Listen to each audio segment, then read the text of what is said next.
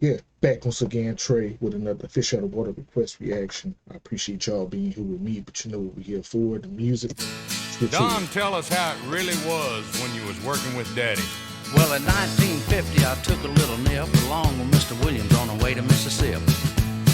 We were stacked 8 deep in a Packard limousine when we met this promoter in the town of New Orleans. Well, a man told Daddy he had what it took, and he liked the way it sang, and he liked the way it shook.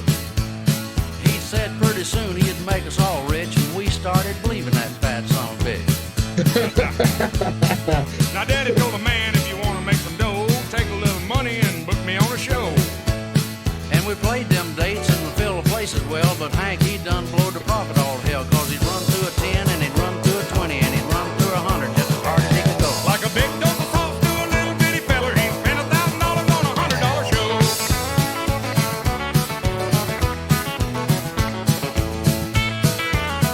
Hank was blowing the money? Hank was blowing the money, yo? Damn. Hank looked at me with a funny looking grin, said, I've been to the opera and I'm going back again. We met the owner in a little office there, a big fat fella with some artificial hair. He told Hank he wanted half of everything he made, or he'd have to tell Audrey about some women Hank had laid. And you told Daddy he'd better get smart, get rid of them fellas and make a new start. And he fired my ass, and he fired Jerry Rivers, and he fired everybody just as hard as he could go. He fired old Cedric and he fired Sammy Pruitt. And he fired some people that he didn't even know. He's talking about his daddy in this lay, right? Like, would you want to be kind of high, putting him up in a high regard instead of just airing his dirty laundry like that? Oh, wow, yeah. Wow, yeah.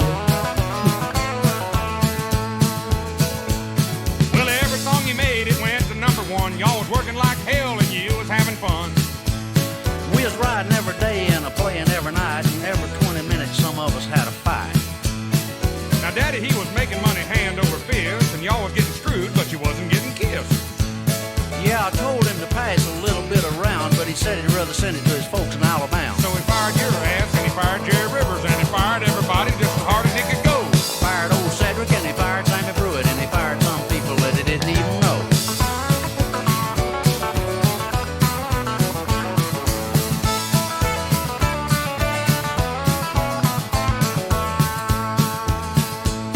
Now the owner of the opera, he's a-doing pretty good. He's got a music company that they call Cedarwood. And Hank played nothing but sold out halls, and I was pumping gas in greasy overalls, cause he fired my ass, and he fired Jerry Rivers, fired everybody just as hard as he could go. He fired old Cedric, and he fired Sammy Pruitt. And he fired some people that he didn't even know. Hank run through a 50, and he'd run through a 100, and he'd run through 1,000 just as hard as he could go. Buying Cadillac coupes, paying double alimony. And he fired some people that he didn't even know.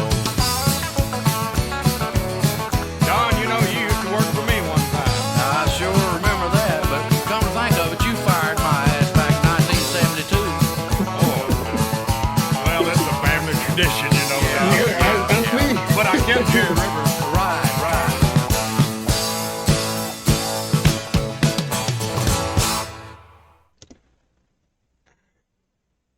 For me, as a listener, highly entertaining. Highly entertaining. I didn't know these things about Hank Williams.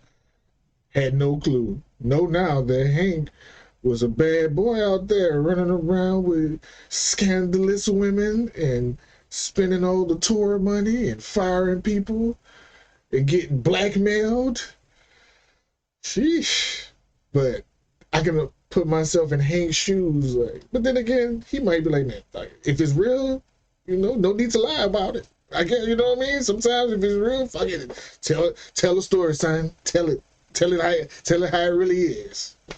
But highly entertaining for a listener like me. Highly entertaining. Like, I laughed and I kind of felt uncomfortable as a father hearing his son talk about him like that. But like I say, if it's real, can't run away from the real.